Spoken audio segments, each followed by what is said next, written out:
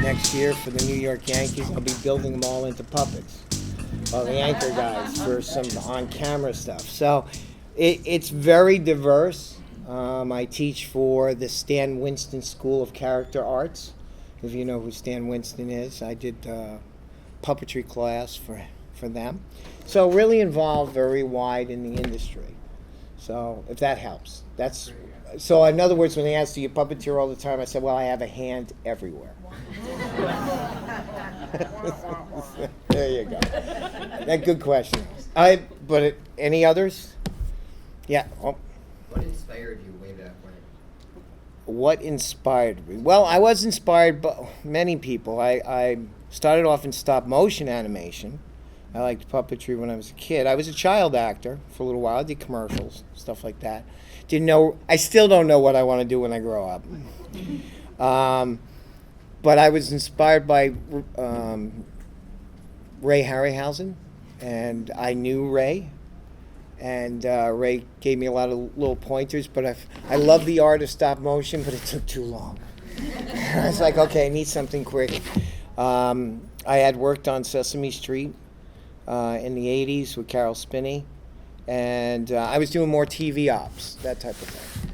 And I liked puppetry, and I said, well, that was quicker than animation, so I kind of started moving over that way. I felt we could bring these guys alive very quickly. They could talk. We did a lot of live shows and that. So it's all of it. Directing, producing. We have a new show coming out called Land of the Moonshins. It's a whole series, which I started in the 80s, and we're just really bringing it back. This is one of the newer ones. This is Rock. This is actually his first appearance. He hasn't even been on camera yet. So he's brand new. We just grabbed him out of the shop, brought him here. Him and the one downstairs, and there's a whole fleet of them. You can see the behind the scenes down below. And they're a whole world on the moon. And the Moonshins I illustrated, they're older than Fraggle Rock. And their whole civilization kind of reflects on Earth. So Garf and Snacks are the two main characters, and Garf's interest is the fact that he's listening to the internet and he found out the Earth is flat. So that causes a lot of turmoil for him, because Snacks, there's a shot where he says, no, seriously, and that's his voice. No, seriously, Snacks, there's a whole organization on Earth that believes that the Earth is flat. Meanwhile, there's a photo with the Earth really in the background, and Snacks turns around, you're an idiot. He says, no, the Earthlings believe that. They're idiots. And it goes on. So that's a little preview, so you guys will get to see that soon. So they just listen to everything, and they go through all the conspiracy. So Snack turns to him, so where did you hear this? On the internet. You know it's got to be real. So there you go. So the Moonshins, and this is Rock, and he's like, hey, dude, you know, I've been there for a very long time. Matter of fact, we're going to have him do it. Would you rather him do it? We'll get Rock. So you actually get to see him before he goes on screen. So. Oh, wow, Earthlings. Cool. Can't see you. My hair's in front of my face. But it works for me.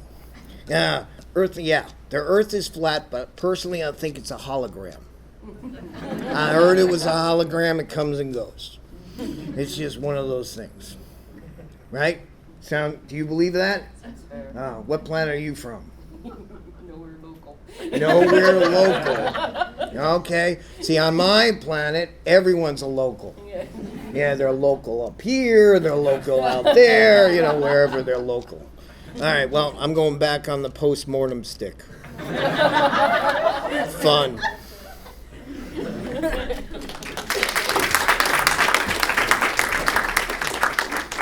So any other questions? Go ahead. Yeah. What would you say is your favorite project that you've worked on? The one I'm doing now, I can never say because he hears me and he says it's him. And there's no living with him because Gorgo just won. Gorgo's, the Telly Awards just gave us a silver Telly for Gorgo's Christmas Carol this year. So there's no living with him now. Yeah, he's an award-winning character, were narrated by Vincent Price, who did it in 1948. And Victoria Price came to me and said, I've got all these old recordings that Dad did. So if you look downstairs, there's a Vincent Price puppet, so we built, and it's all narrated by Vincent, all original narrations that we've recreated, and Gorgo tells the stories, and Vincent narrates it. So it just won a Telly this year, 2019. We haven't received it yet. It just was announced. So favorite projects is what I'm doing at the moment, and who is with me. Otherwise, there's no living with them, and I got to go home with this guy. Next question. Yeah. Well, there's been many. One of probably the hardest, that T-Rex you see downstairs. That is a puppet. Oh, wow. Yeah, he's on display, but he is a puppet. When you climb into him, he's roughly about 300 pounds to manipulate. You actually climb inside him. You're harnessed in. When I did him, right now he's on display down there, but he was actually built not for Jurassic Park. He was built for Dr. Rock's Dinosaur Adventure, which was a series. And then we did him for a number of events, science events. And I was talking to Matt Winston, who's Stan Winston's son. And he says, they've been having the Jurassic Park. Do you have any problem with us throwing our dinosaur because it's not the one from the movie? He said, no, go for it. And I said, I'm not climbing into it because, you can climb into it. You are strapped in. You're harnessed. When I did a public appearance with it was quite interesting because the T-Rex is about 25 feet long. So your center of gravity is really pretty much how his structure works. So you're in there. I'm strapped into the upper arches. Now, on that T-Rex, he's mostly accurate except for the legs. Because they have to support yours, they look that way, but they don't actually sit there. It's more of you're strapped in, you're harnessed in, you have a very narrow viewing monitor. You can see through the mouth, but the mouth is like where you are. So you have all these controls to operate the lip sync, the eyes, the head, and carry his weight and move him. So you're virtually blind in a lot of ways. But you're way up here. So you're kind of operating this thing. You're on these things and you're operating this thing like this. It's almost like being in a giant roadster. That's pretty much where you are. And so you're moving this thing and it's weight. Just think, one step wrong, you go over, there's no one stopping you. So, pretty much, yeah. Very sheltered life after that. So, when I got into it for its maiden voyage, they wound up putting him in an aircraft hangar and they wanted me to come out on camera. So I come on camera and I said, okay, he's clear. They had people, but they had to keep him off. What they didn't tell me was they put stanchions under the viewpoint for him to come out for the press. I never saw the stanchions. So that T-Rex came out fast. And when he hit the stanchions, they had barrels, the barrels flew, whatever. Media was phenomenal. They go, oh my God, the T-Rex is ripping up the place. No, I'm just trying to keep this character from crashing into somebody. And people go, oh my God, they're roaring. It's like a horror movie where this thing's going nuts. It's going nuts because I don't know what the heck's underneath me at that point, and I'm hitting things. And I'm like, okay, I have no idea. So that was kind of deadly, but on camera, it looked great. Yes. I was going to ask if you can actually walk around in that, but I guess that kind of answers my question. No, because they'll probably put barrels under me. It's not going to be pretty. But no, he's here. We've taken him out for the more of the experience for you guys to be with him and see him. So he's kind of retired, but he can still do some things. I'm kind of retired because I've gone over the barrel with him many a time. So it's not going to happen. Yeah. Are there any unfinished puppets? Actually, there are sometimes. There are some that are, right now we have for Land of the Moonshins, there's a big moon monster. That's one of the other theories. They believe there's moon monsters. No one sees it except for one. And they haven't been finished. There's some that we get to that they get started and they don't get finished, but eventually they do. All right. So none have ever been outright canceled. No, once they start really being built and finished off, they're pretty much used. Whether they're going to be used a lot or not, or they're written in later on. Some get put aside, maybe, but they'll wind up eventually being not unfinished totally. Yeah, then we're left with just a body and no head. No, we try to keep them very visual. Yeah, and if so, you'd never see them because they can't see you either. They don't have a head, so it wouldn't work. Maybe you don't have to see to be a puppet. Huh? You don't have to see to be a puppet. I- You don't need to see to be a puppet. You don't need to see to be a puppet? Well, I'm sure he can see you. It's just that you can't see what he's looking at. And that's a whole different ballgame. Yeah. And that's one things about puppetry is that when you're dealing with working with characters, the eyes, we always clarify, the eyes are the center of that character. So we have what we call, what Jim's called is the Henson triangle. And that basically was where the nose is up to the eyes, and that was the soul. But if you get a character that has no eyes, whether you see the eyes or not, to still be able to manipulate him, that you're getting to read it and he's getting to read you, you forget there's eyes there at all. So it's just making that believable. There was another, yeah. I really wanted to know where you got your ideas for the characters. Like, do you base your characters on real life people always, or? Well, a lot of people ask me where the characters come from, like you do. You work with me today. Why are you asking this question? Usually, I usually say my characters are never too far. Come to a Comic Con, you see a lot of characters. You go to a bar, you see a lot of characters. Most of the times, you build characters based on family members, whether you like them or not. You know? So it's usually around something that you see or a thing. A lot of times they are based on, like there's a good friend of mine who's a traveling for National Geographic. He writes many, many books, and Dr. Rock was kind of based on him. Your brother is a character in the Land of the Moonshins. Well, So there you go. I really always wanted to know, like, how you develop your characters. Because I never go too far. Your brother's right in front of me. Why not? Hey, that's perfect. I just thought it was You know. just, your imagination. Well, it is. They start out based on something that, oh, that's really cool, or I like that, or you develop it, or something that like your brother happens to have a great laugh. So I get the biggest kick out of when he laughs, and when he did, I was like, that makes a good character.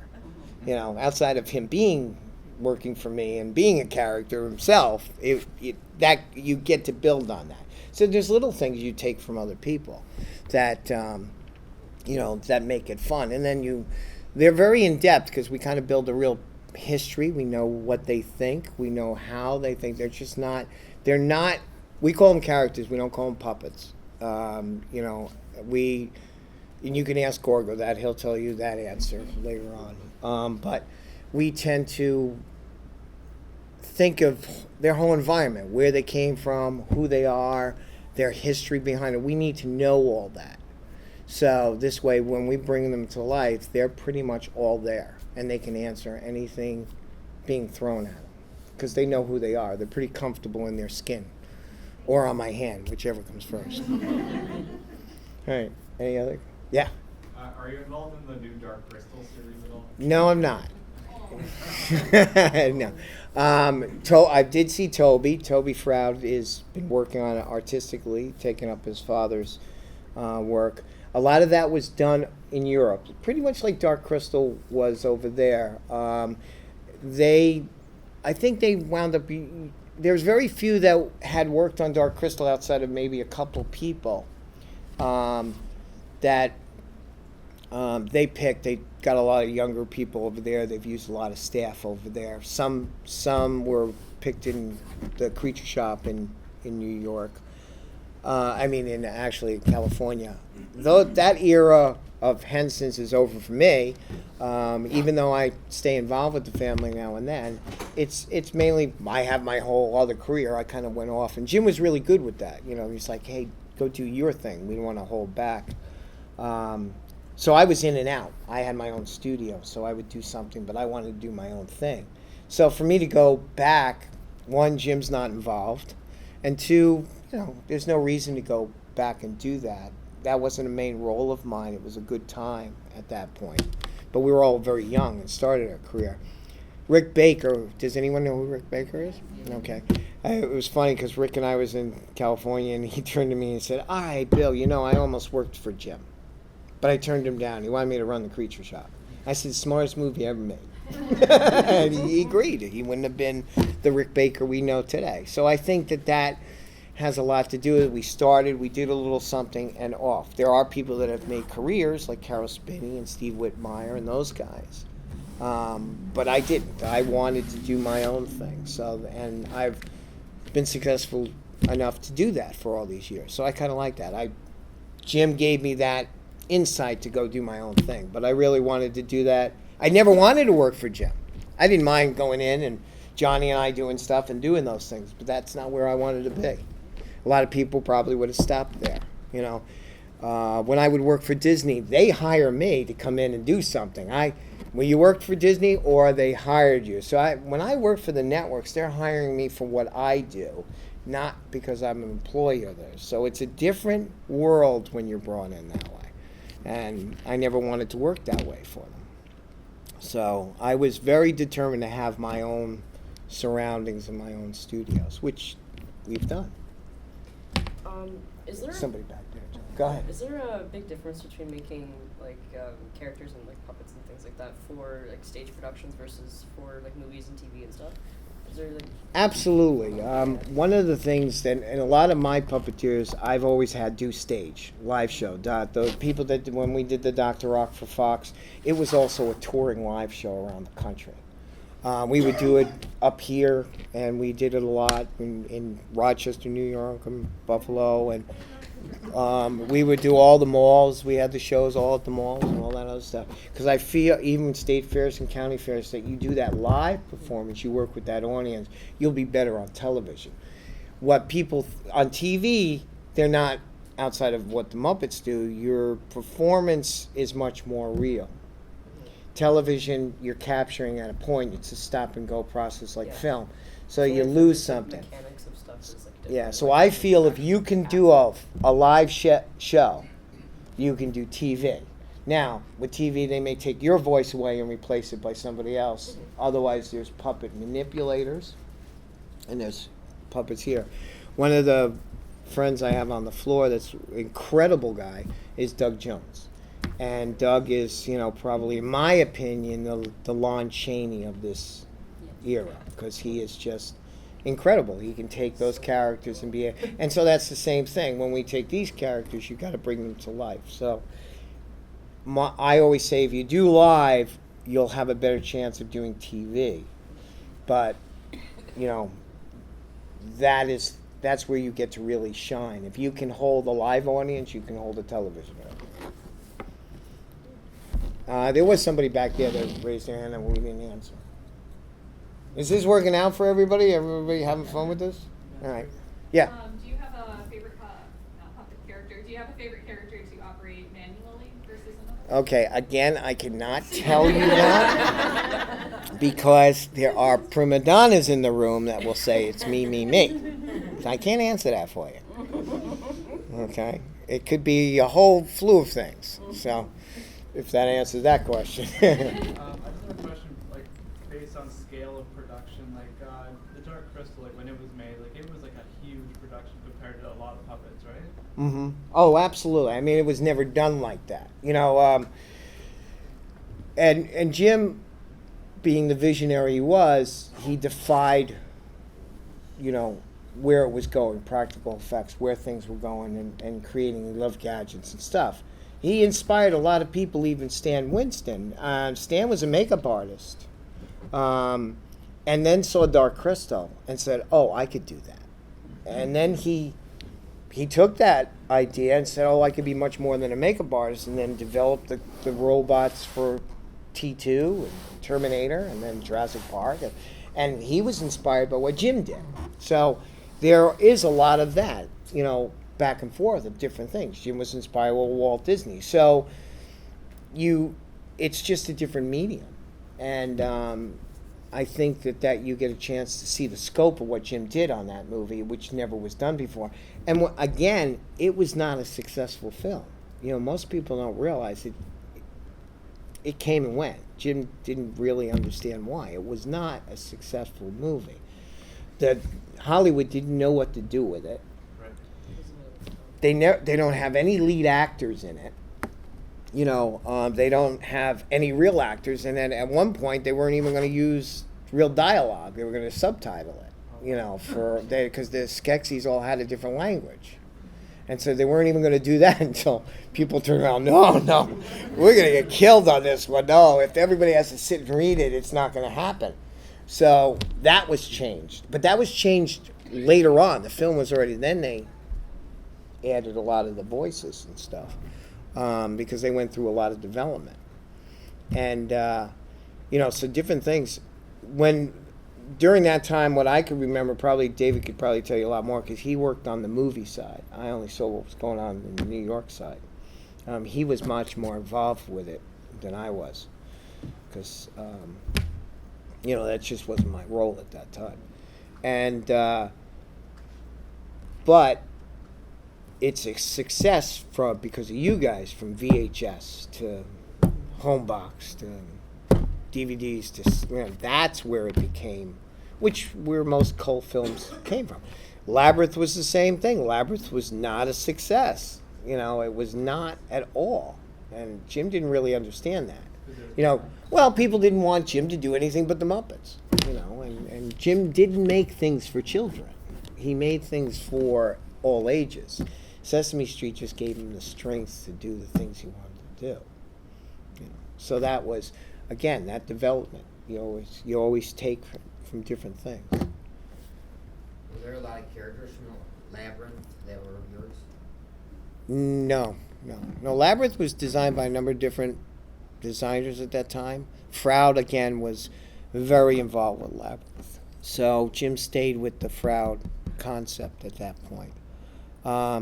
They keep on talking, and I said this years ago, that Dark Crystal would never make it as a movie. They tried a number of times. It would never make it as a movie. And before you got streaming, I felt it had to be some kind of mini-series or something when I was asked. And I had said, and then I said it'd probably be a Netflix series. And so when we did Rise of the Skeksis, which was a playful thing that John Henson and I did, and it was built, we did it because the Hensons wanted to see a number of reversions of fan-based stuff from Dark Crystal, to get Netflix and people involved at that point, to say, okay, there is a market out there for it, because they still didn't know if there was a market out there. The Hensons only owned Dark Crystal, Fraggle Rock. The rest of it's owned by Disney. So they did that, and we did that 5-minute piece called Rise of Skeksis, which we built. Well, apparently it wound up being one of the most popular little trailers, and we feel, and they did too, helped kick interest into the Netflix deal. So then it built an audience, and now we'll see. After 10 episodes, we'll see what happens. You never know with television today how the markets work, what's going to be successful, what's not. I mean, Land of the Moonshins is independent, so I don't have to worry about it because I'm launching it. But I mean, they just put Swamp Thing out and it's already canceled. Yeah. Well, it's canceled. You can watch it on DC Universe, but it's over with already. I mean, I don't know how any of it makes. So either Dark Crystal will be a huge success and you'll get another run out of it, or, and I think because they'll never make it into, if they do Labyrinth, they'll do that I think they'll do it as a series. Because, you don't have Boeing, everybody sees this movie, and how is it going to develop, so, you guys decide. Now, not the movie industries. And then sometimes the movie industries, and then you go, hey, I like that show. We never got a chance to see it any further, and it's gone. So it's just what it is. Any other questions? All right, go ahead. Gizmo, we did him, right? We recreated Gizmo for photography and video use. When Rick Baker, which you see at the museum next to us, those are all Rick's stuff. We restored and did a number of Gizmo stuff for when Mark Dodson does the voice, just like we did with Salacious. But I originally did not create that. It was done by Rick Baker. Okay? Or maybe his puppeteer? No, I didn't puppeteer for Rick. We're just friends. Yeah. No, I puppeteer for my studios. Yeah. So I think it was about 2 years ago I was reading online they're doing a Fraggle Rock movie, and now that I know that's still owned by... That's owned by the Hensons, yeah. Do you have any word on that? Because Steve Whitmire last year said he wasn't... Steve Whitmire? Yeah. Well, Steve's not with the Muppets anymore, so I don't think they'll even... Steve won't be involved. And they'll... No. No, I think if they wind up doing anything, it's going to be a whole new team. It'll probably be the few that they have. Steve won't have anything to do with it because he had a falling out with them, so that's not going to happen. Fraggle Rock was done in Toronto. All right, Jim didn't do outside of Sesame Street. Nothing was done in the United States. It was all done every place else. You got to realize when the Muppet Show, when Jim pitched the Muppet Show, nobody wanted it. When he pitched Fraggle Rock, nobody wanted it. Until HBO came along and they wanted a new market. So it was made for HBO. The Muppet Show was made by Lord Garth in London. If you look at the first season of it, it's all British actors. It was made there on a handshake saying, you do 5 of them, you do them here, and we'll do the Muppet Show. And then on an exchange program, they sold it back to CBS, who turned it down. Because CBS and other stations wanted Benny Hill and all those shows as an exchange one. Well, you're taking this if you want these, and that's how it happened. So but he couldn't get anyone in here to back it because he was seen as Saturday morning. So most of his stuff was done over in London, over at L Street, because of that idea. And that's why a lot of people worked on it over there. Not New York, not here. So they went over there to come back here. Figure that out. Yeah. Have there been any puppets that have been destroyed? Oh yeah, everything from Dark Crystal was destroyed. Oh. Matter of fact, what you see in the new Dark Crystal was all rebuilt. Yeah, they broke molds, they destroyed everything. Well, Jim never thought it would be reproduced, so he destroyed it. And he moved on. That's it. Not going to do anything. So a lot of things got destroyed. There were some things saved, but it was all disposable at that time. As a matter of fact, the Fraggles we have downstairs, they would have been destroyed if we didn't think of holding on to them. Things would get thrown off into boxes. We came across 2 years ago, which I happen to have, that Johnny and Jim gave me, was 4 puppets. We've had them think here once.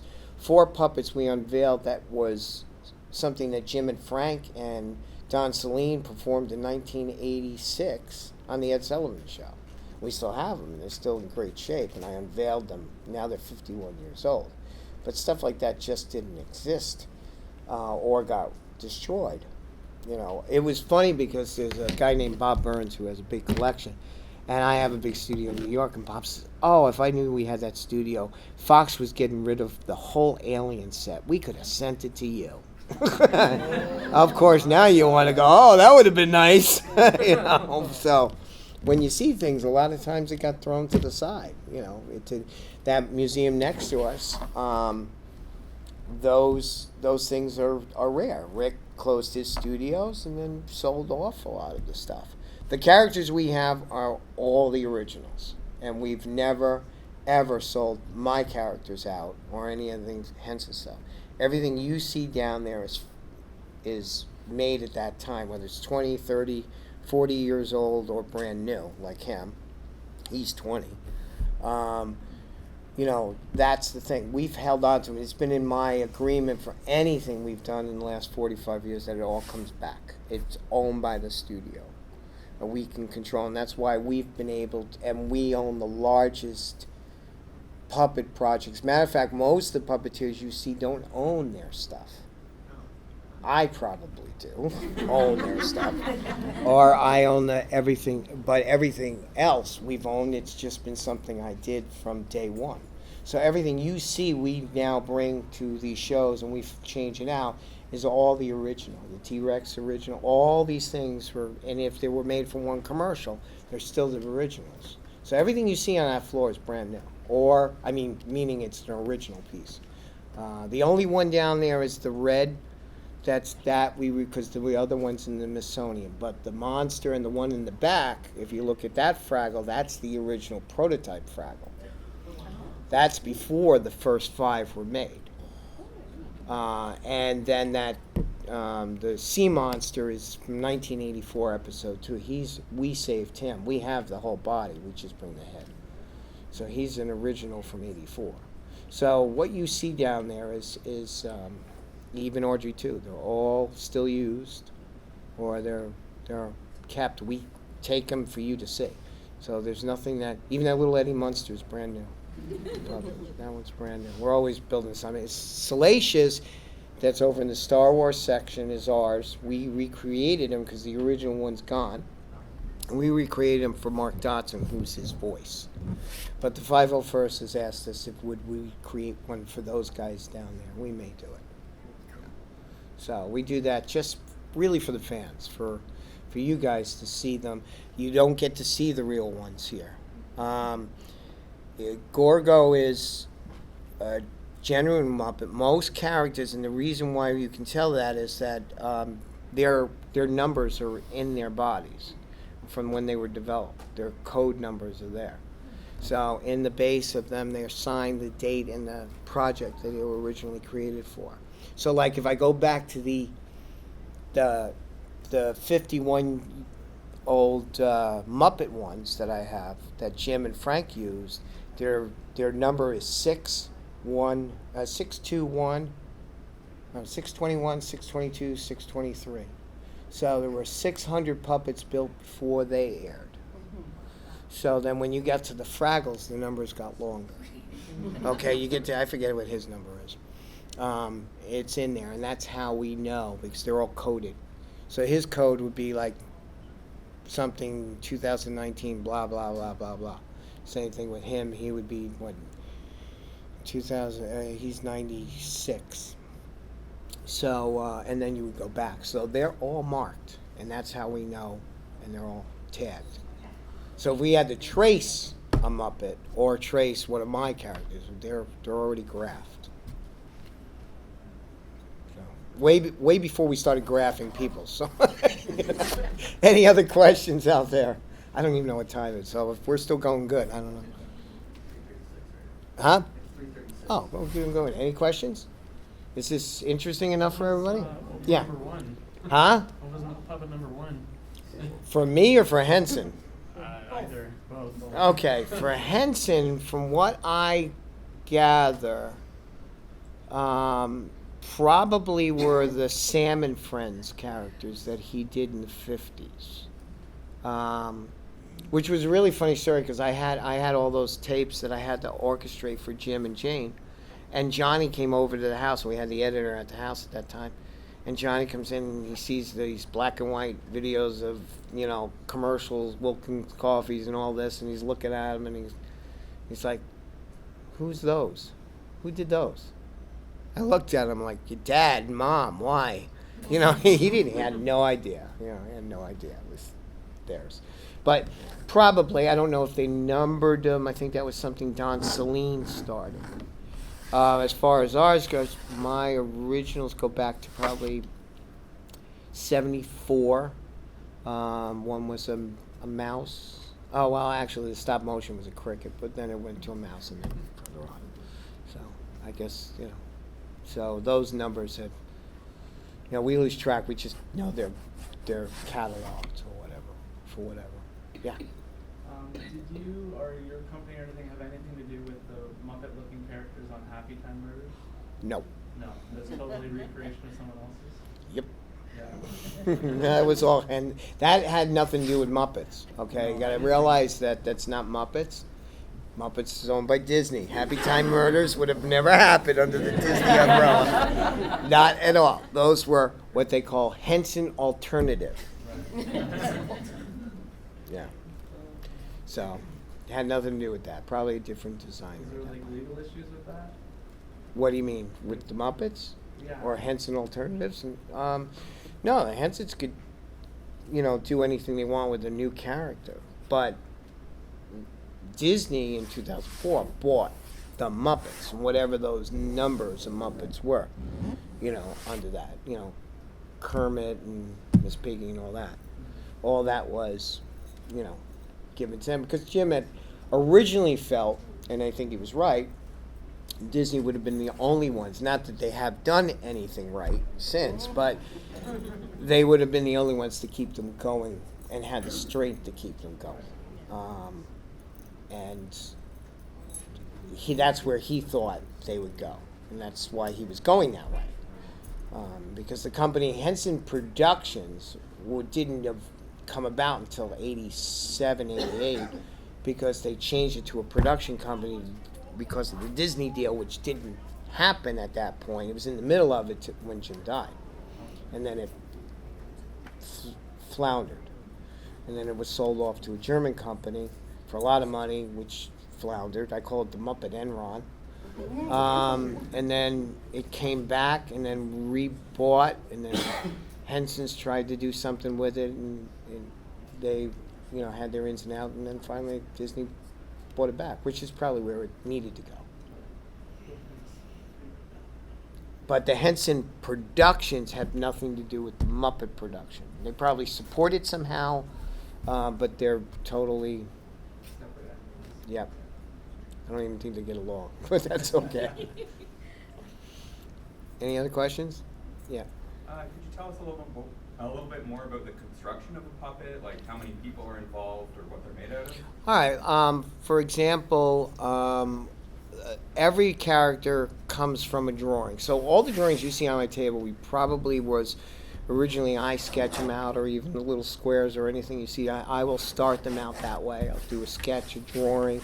I'm involved with every aspect, whether I totally finish the character or not. Tammy finished him off. His base sculpt was where I started. I said, okay, well, let's sculpt here, and this is the costuming, and then whatever, and then she takes it from there. Where I would have done the sculpt on Gorgo, and then I would have Tammy or Tiff do whatever they were going to do on it at that point, because it goes beyond. But even like the little Audrey 2s, I do those, and then I have the sewing people do whatever I needed costuming wise. So everyone has, pardon the pun, a hand in it, from one end to the other. But every character comes from a drawing I do. And then there are a lot of times I'll do the original sculpt, on the head, and then after that, they know what to do. They'll assemble. So I would say I did probably 10% of that original based on the drawing, and then Tammy would finish it off. And then some I do totally. It depends on what my schedule is like, which is never exactly in the same spot at the same time. So it's all over the place. So does that answer a lot? Yeah. It also, that's why one of the things that you need to know about puppeteers is there are puppeteers, then there are builders, and there are designers. Very rare that they're one and the same. A lot of puppeteers don't build, or never could build, or they don't draw, they just puppeteer. Okay? There are a few exceptions, but it doesn't usually happen. I'm not going to say I'm the only one, but I've created all the characters you see. I've puppeteered most of them, and I've worked on all of them. And then I shoot it, direct it, and produce it with a whole team of other people. So I am involved from the time it leaves my drawing table to the time you see it. Which just doesn't happen today. So as far as Moonshins, if you go back down, watch some of the video that we have there of the different shows, you'll see even me working on the sets, from the set design all the way till I will individually light it, to the point I will shoot it and direct it, as well as puppeteer it. So I stayed very involved, which, again, there are puppeteers. Like Carol Spinney was a puppeteer. He wasn't a builder. Great artist, though. He didn't build. Okay, he didn't build what he was puppeteering. That's who did Big Bird and Oscar. Okay, Steve Widmeyer probably designs now, but he really had nothing to do with most of the designing. Great puppeteer. It does, a lot of times there's puppet builders separate. In Jim's early years, he was more, until Don Saleen came along. If you don't know who Don Saleen is, he is the guy that really gave the look. Jim credits him as the look of the Muppets. Don was the guy who really probably gave them their look. Now, as far as Fraggles, you have to go to Michael Frith. Michael Frith is the guy that created the look of the Fraggles. And then what supported it was Guy Gilchrist. And Guy Gilchrist is the artist and a good dear friend that gave the cartoon look of the Muppets and Muppet Babies, which we're actually rebuilding Muppet Babies for Guy to have at cons. So we're redoing the Muppet Babies so that you guys can see what they look like for when Guy comes and him and I do a thing together. I was in the original design, but they were all designed off of Guy's drawing table, and then I'm recreating them for Guy's look. Not the Muppet Babies you saw in the movie, the Guy Gilchrist look that Jim loves so much. So that's the difference there. So if that explains a lot, they're very rare that they're me, all the way across the board. Any other questions? Yeah. Have your puppets evolved over the years? Oh, they all do. Yeah, they've all changed. Well, Moonshins, Garf looked like this. I can show you an early picture of Garf to what he is now. Rock has definitely, Rock in the original, which is on the poster, we still have him. He had black hair and he had yellow face. We just felt that he was much better because of the other cast, and changing the other cast and language, we felt he was better, that he was the only blue character at that point, which we felt he was the stronger one. So yes, they have evolved, and sometimes there's improvements that's done on them all the time. We've changed Gorgo's wings a number of times. His ostrich feathers get changed out a few times. We try to keep the original going as long as possible, and we don't make too many duplicates.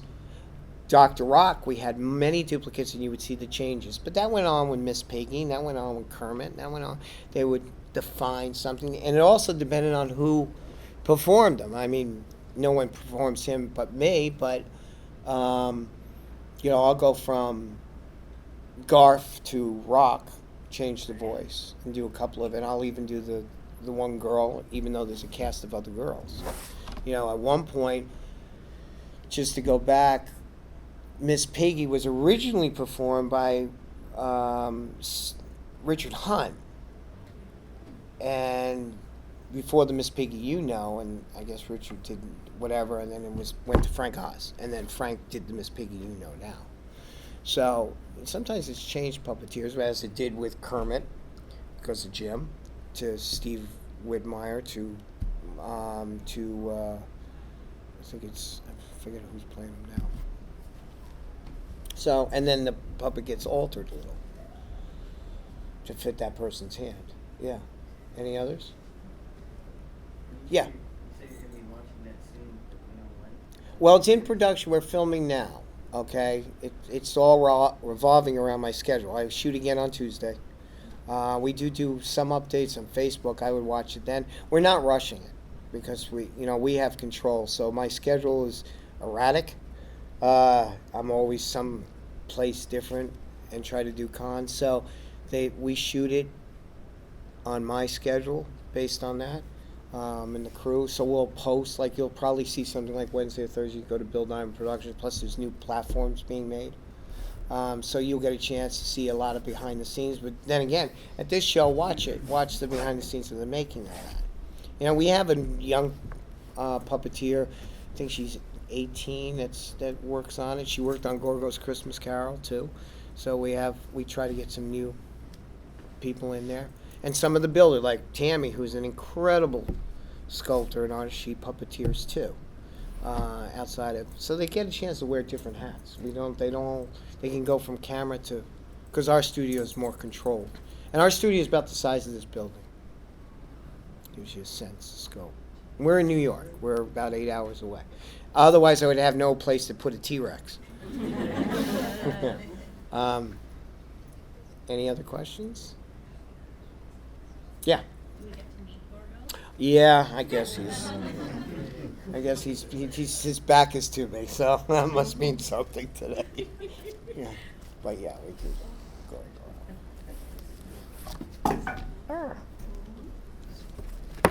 Okay. All right, it's right on his head. He's going to be pissed at me.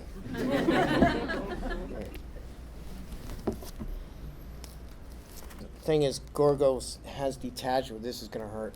Detachable feet, legs.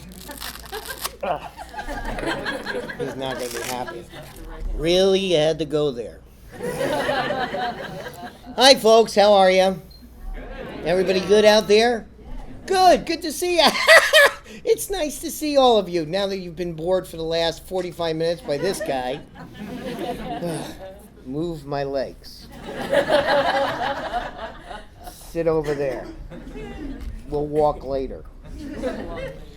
All right, so a couple of questions. You guys wanted to know something about puppets. Well, I'm not a puppet. I'm a fabricated American. If I was a puppet, I'd take up politics. And I don't know if I'd be Democrat or Republican. I don't think they got it right. But anyway, any questions for you guys? Ask me whatever you want, because he certainly won't answer. Yes, I did win a silver telly. I'm truly a star. Even though he won the Emmys, I won the telly. Any questions? Go ahead. Shoot. You raised hands for him. Please do it for me. Remember, I won the award. Yeah.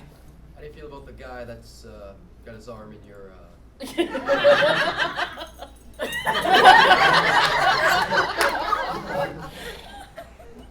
You really went there.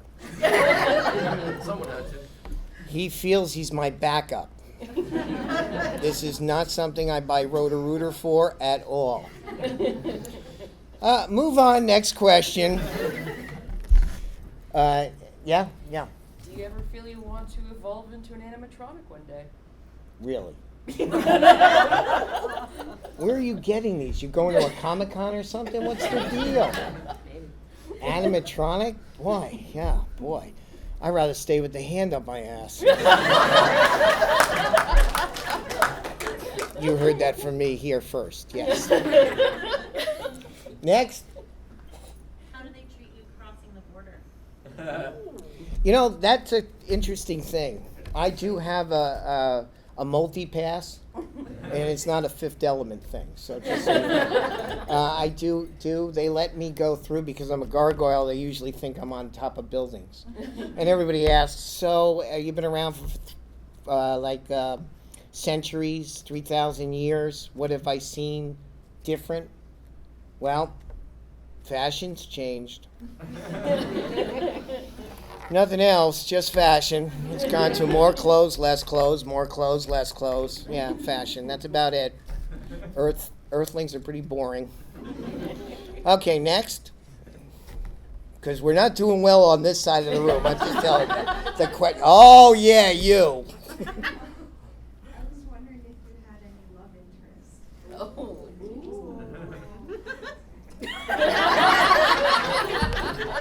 Yeah, I want to hear this one. Well, go ahead. I'm anxious to hearing. Yeah, sure. Go to the bar tonight. Get a drink. We're not discussing that. But if so, I'll let you know. I'll post something. Anybody interested? Okay. Yeah. Do you ever have to shower or get refreshed some way? What do you think the falls are doing here? Where do you think I was earlier today? I got a barrel and went. It worked for me. It's pretty odd to sit on these things without... Come back. Put you down here. There. Good. Stay there. Don't One walked away. Yes, next. As esteemed as you are, what's your feeling toward characters that are created for stop motion? We know how you feel about stop motion. I don't think we have that much time. It takes a long time to move something from there to there. That could be 4 days. Matter of fact, that's moving faster than most of the time. I think it's one step at a time, and this is coming from a guy who just put his feet right there. Does that answer that? Good. We'll stop motioning that one and move to this side. Yes. Next. Oh, there we are. Back over here again. Yeah, go ahead. Is everything very scripted, or do you ever improvise? Only when I get a check. No, nothing's very scripted. Does it seem scripted now? Not right now. Good. Then we're on the right track. Good. Boy, there's still not a lot of questions good coming from here. You know, what's going... Yeah, go ahead. Being that we're on Earth, do you miss home? I'm off the side of a building. I'm a gargoyle. You're talking to the Moonshin over there. Maybe he does. But then, you know, he lives in a crater, so it doesn't matter. Next, what about the girl in the back there? Yep, you're looking behind you. That's who you are. Yeah, no, but she's got a Yankee shirt on. I work for the Yankees. Very cool. Yeah, I've been on that set a couple of times. Yeah, anything else? Anyone else? What are the Yankees puppets going to, what were you describing when you said that before? Yeah, go ahead, Bill. They're going to look like the hosts that are on a lot of the anchor guys. So we're doing caricatures of them. So basically, one of them falls asleep, and the next thing you know, they're taken over by creatures and which look like them. You know, so it's every year the Yankees do like a kickoff, you know, to get you the people watching. This year we created a barbershop show and called it Yankee Clipper, and I designed all the sets for it. And they were all getting their hair cut, and they had beards, and a couple of the ex-players had beards. Of course, that's a thing based on the Yankees and the Boston, so they had the beard shaved to be groomed, and they were all getting groomed. And so you can go on the Yes Network, so if you see all that, we had Chaz Palminteri as the barber. Oh. And I created all the sets and the stuff for that. And so then I pitched him, I said, well, getting all these anchors in here at one time was a thing that you had to do. And it's probably easier if we just recreate them into a character. Am I going to be on the show? No. And, you know, just redesign them so they look like, you know, something that they do. You know, so it would be a lot more fun. You finished? Yeah. Anybody else have questions for Gorgo? Who would you like to work with? You hiring? Definitely not him. Yeah, okay, sure. The kitchen? Yeah, I'm a chef, so you have to... Oh, cool. At least I'll eat. Yeah, it's more than I can say for him. You know, he doesn't even feed us. Yeah, what do you cook? Everything. All right, I'm in. Gargoyle chef, new job. Bye-bye, Bill. Okay, we'll talk. Yeah. How can we see your film? How can you see my film? Just follow it on, it'll probably be on Amazon Prime, okay? But just go through, we may put the first shorts on Facebook just for people to catch on, since that's where it is. So it'll be a streaming thing. We think that's the way they will go, you know. The way the world That's is the now. way the world is, everything. Yes, I stream. Streaming will be my future. Your YouTube channel. I have one. It's called Monster TV. Yep. Anything else?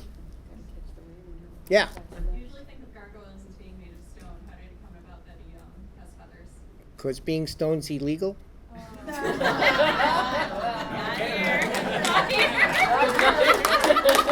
Well, at least when I started it was. I don't know what time it is, but I guess that's it, guys. All right, thank you very much. See you on the floor.